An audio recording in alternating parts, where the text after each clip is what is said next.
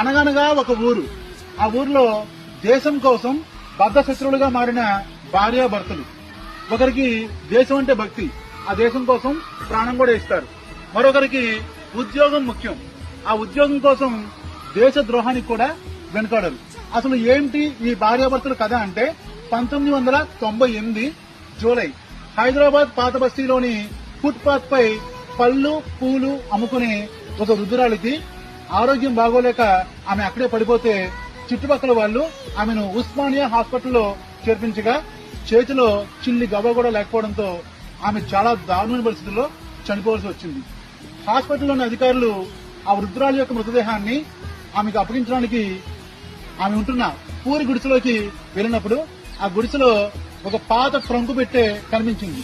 ఆ ట్రంకు పెట్టే తెరిచి అందులో ఉన్న ఆమె ఫొటోస్, కాగితాలు, సర్టిఫికెట్లు చూసిన ఈ అధికారుల వెన్నుల్లో వణుకు పుట్టింది. అక్కడ వాతావరణం ఒకసారిగా వేడెక్కింది. దేశం మొత్తం కూడా ఆమెకు సెల్యూట్ చేసింది.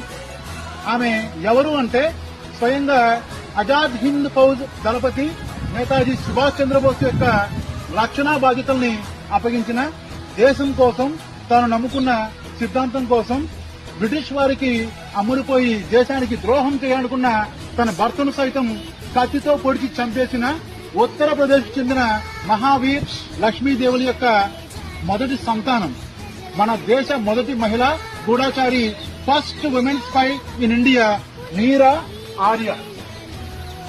నీరా ఆర్య 8 ఏళ్ల వయసులో అమ్మానాన్నను కోల్పోయింది. కలకత్తాకు చెందిన ఒక పెద్ద వ్యాపారి నీరా ఆర్య గారిని దత్తత తీసుకుని చాలా బాగా చదివించాడు. ఆమెకు చిన్నప్పటి నుంచి కూడా దేశం అంటే ఎనలేని భక్తి. నేతాజీ సారథ్యం వహిస్తున్న ఆజాద్ హింద్ ఫౌజ్ గురించి తెలియగానే సింగపూర్ వెళ్లి అక్కడ ఝాన్సీ రెజిమెంట్ లో చేరింది. అక్కడ నీరా ఆర్య గారి యొక్క ప్రతిభను చూసి ఆశ్చర్యపోయిన ఆజాద్ హింద్ ఫౌజ్ అధికారులు ఆమెకు స్వయంగా నేతాజీ సుభాష్ చంద్రబోస్ యొక్క రక్షణ చర్యల్ని అప్పగించారు. నీరా ఆర్య గారి తండ్రి శ్రీకాంత్ జయరంజన్ అనే ఒక ఉద్యోగి ఇచ్చి ఆమెను తెలియజేశారు. అయితే ఇతను ఉద్యోగి అని మాత్రమే తెలుసు నీరా ఆర్యకు, కానీ అసలు విషయం తర్వాత తెలిసింది.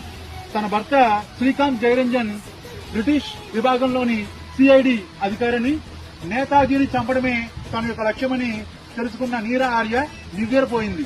ఒకరోజు నీరా ఆర్యను అనుసరించిన తన భర్త శ్రీకాంత్ జయరంజన్ దొంగచాటుగా బోస్ పై కాల్పులు జరుపుతుండగా నీరా ఆర్య అడ్డు రావడంతో డ్రైవర్ కు ఆ బుల్లెట్ తగిలి అక్కడే పడిపోతాడు. మరొకసారి బోస్ పై కాల్పులు జరుపుతుండగా నీరా